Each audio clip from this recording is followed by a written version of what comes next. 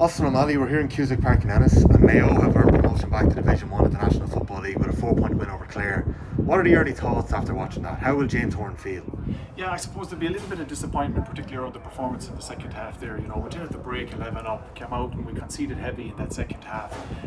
We ran our bench, we got a little bit disjointed, things looked a little bit, fragmented there in the second half. Didn't use the ball probably particularly as well as we'd have liked to. But I do think probably, the withdrawal of Killian O'Connor with that injury certainly affected our rhythm up front, and also we lacked that little bit of leadership and that little bit of edge. So I think that would be a concern after the game, and the amount of space that we probably left to Clare to profit there, and they pilfered quite heavily there, 2-10 in that second half, so that would be a concern coming out of here. But overall, I suppose job done, 4-point victory, and you're back up to Division 1, which would probably have been the end goal. In terms of the Killian O'Connor injury, we saw him hobbling off here just before half time, making his way along the end line. How worried will Horn be about that? Yeah, look, you're always worried, I suppose, if a player picks up what looked to be maybe like a significant injury. Who knows though, yeah. But he did look he was in, quite a lot of discomfort when he left the pitch, and that will be a worry because we've seen the imprint that he left on the game up to that in terms of his penalty, the way he dispatched it, and also, the scores that he'd kicked prior to that. And he's a marquee forward, so any day you that a guy like that picks up an injury, it is a concern. And he's a massive presence, and the leadership ability he brings to that team as well is second to none. We'll come back to Clare's comeback in a moment, but Mayo took over in the 10th minute and they looked exceptional for about 25 minutes of that first half. What did they get right? I think just what they got right was their patience, their control, the way they moved the ball. They got the right people on the end of the ball at the right time, and we just looked like we were able to dictate the tempo and the pace of things and score at will. I think we worked, a lot of beautiful combinations, even for that goal for Oisin Mullen, in terms of when we had that lovely sort of interchange between Lee Keegan and Tommy Conroy, and a little pop back out into McGinn. So we were working those lovely little combinations. We were dominant in the middle of the field as well. In particular, Aidan O'Shea was securing a lot of primary ball, and we looked like we were able to pin Clare in at that stage. So that all looked good, and we were in control up to the break, certainly. Aidan O'Shea's first half performance would definitely be a positive for Horn. Mayo claimed 50% of Clare's kickouts in the first half, but it was 0 in the second half.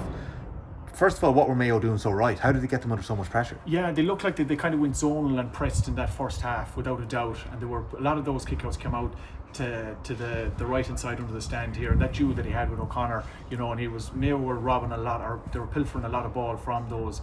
They seemed to drop off in the second half, and Clare seemed to get a lot of stuff away quick and out to the opposite side. So that'll definitely be in terms of when they rake over the ashes of the coals, or the embers of their performance. That will be a concern and something they'll have to go after. From speaking to David Tuberty shortly after the game, he said the physicality and the turnovers from the Mayo team in the first half was a big thing. A lot of their scores came from turnovers. Is that from playing Division 1 football for the last number of years, that you're just bigger and stronger? Yeah, I think it is. I think in terms of, it's like a stratified, it's layers of conditioning laid down over the years, and it's there in the system. And Mayo, they press you hard, and they tackle in pocket. So they are quite robust, particularly around that middle third. They have a lot of energy and a lot of industry, and their physicality, certainly. We've even looked at the likes of the guys at Tommy Conroy this year, that he's stacked on a little bit more. So that definitely is there, and that probably, Clare did find it going quite tough there.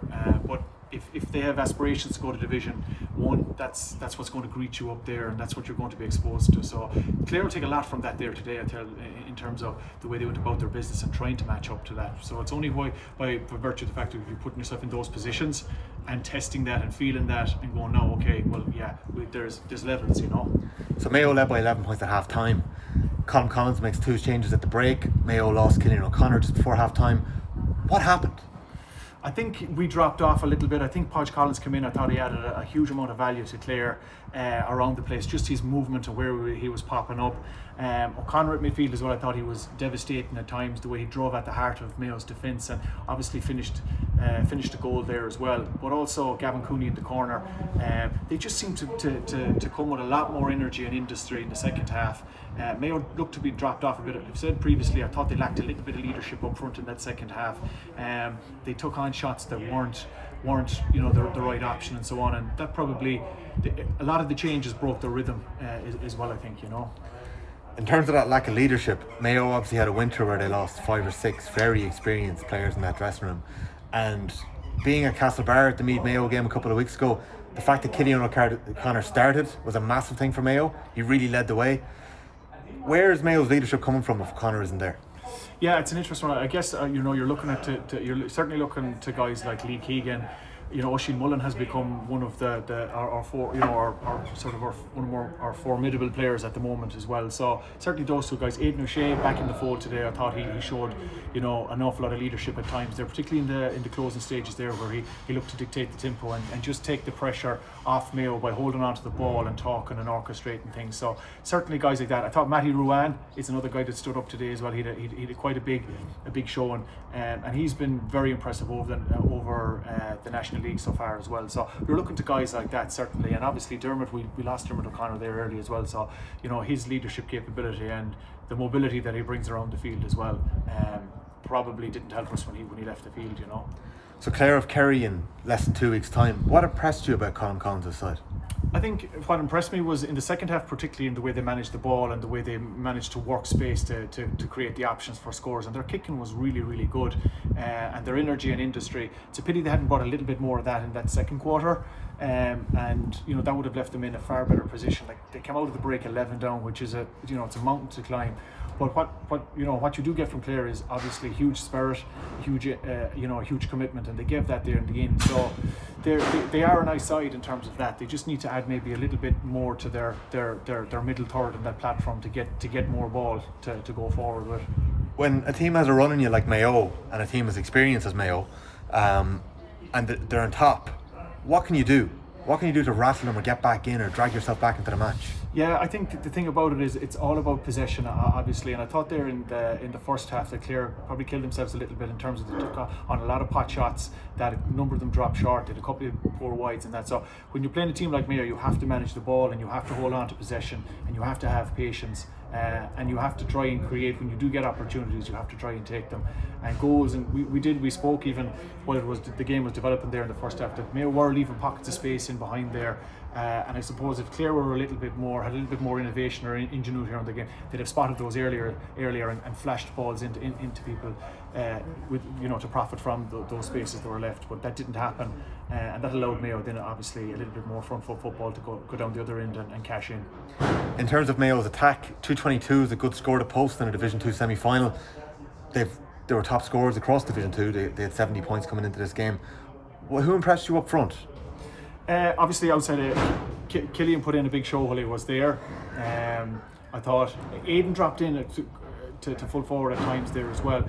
Obviously the former Ryan O'Donoghue is very, very pleasing, and Tommy Conroy today as well, in terms of what he got on and the way he took his scores and that. So there is a nice little triangle or a nice axis there of kind of Killian, Tommy Conroy and Ryan O'Donoghue. That's and that's beginning to become well established now, and you can see that they're playing in sync with one another and they're getting quite a lot. So that is a nice triangle that Mayo have going up front there. Will Horan be worried about the fact that the pace of the games that he's played up to this point have been of a Division 2 standard?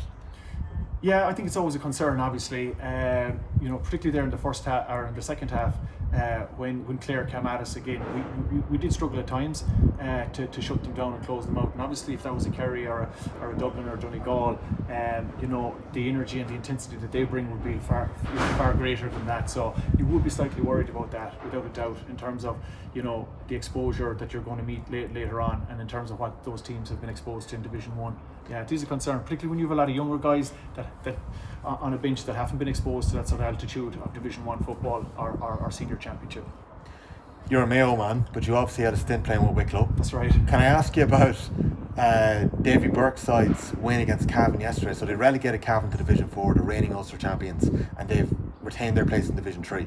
Yeah, no, listen, great to see it in many respects. I really enjoyed my time down there. There's a great natural spirit in Wicklow football, and they've been known to do that in the past in terms of that they can really pull a performance out of, some would say, nowhere, but there's an awful lot of quality footballers in Wicklow, and they've got an excellent manager in Davy, and I'm not at all surprised they've done that, and they got in and they got their goals and they managed the game really well after that. Cavan will obviously be very disappointed to drop down to 4, particularly after the year they had last year and winning Ulster, so they have a bit of work to do to get back up there. It's a tough place to come back up out of, But for all credit to Wicklow. I thought they were fantastic and full value for their win. How much did league football correlate with championship when you started off your career? Was it as important? Say a summer like this when the league is only a couple of weeks away from championship, it's clear how important it is. Yeah. But back when you kicked off. Yeah, no, I always thought it was really important. I think particularly when I started off, I knew you really got a sense and a feel of where you were, I suppose, form-wise, but also being able to test and match yourself physically and mentally out there in those games. So that's why I think even from a Mayo perspective, that us to get back up to Division 1 is so important, because we've an awful lot of young guys that need to be exposed to that altitude, that need to be on a bus going to Healy Park in Omagh, that need to be going to Fitzgerald Stadium or up to Ballybuffet, and that's really where you sharpen your axe and you learn an awful lot about yourself as well, from a confidence perspective as well, and psychologically it kind of gives you that I suppose that energy that you are able to cut it at that level. So it is hugely, league football is hugely important. Kerry looked awesome again yesterday. They've turned it on a few times in the league. How would you feel about Colin Collins' Clare side heading down there in 13 days' time? Yeah, you would have a slight worry for them in some respects, particularly maybe what we've seen in the first half. If they have those zone outs for 15 minutes or so, that could really hurt you, particularly against the quality that Kerry have. They can really gut you out, and they can score in very heavily in those type of blocks. So you will be worried about that. But on the flip of that is, today's game will serve them in good stead, because they've played a team that, look, they are a Division 1 side, Mayo, so they've got up close and personal with them. They'll take an awful lot of energy and I suppose hope from that second half, and it's they finished the half quite strong, so they'll be going to Kerry with a lot of confidence as well, but be under no illusions that this Kerry team are in awesome form at the moment, and if you give them a chance, they will hose you. Austin O'Malley, thanks very much. Thanks very much.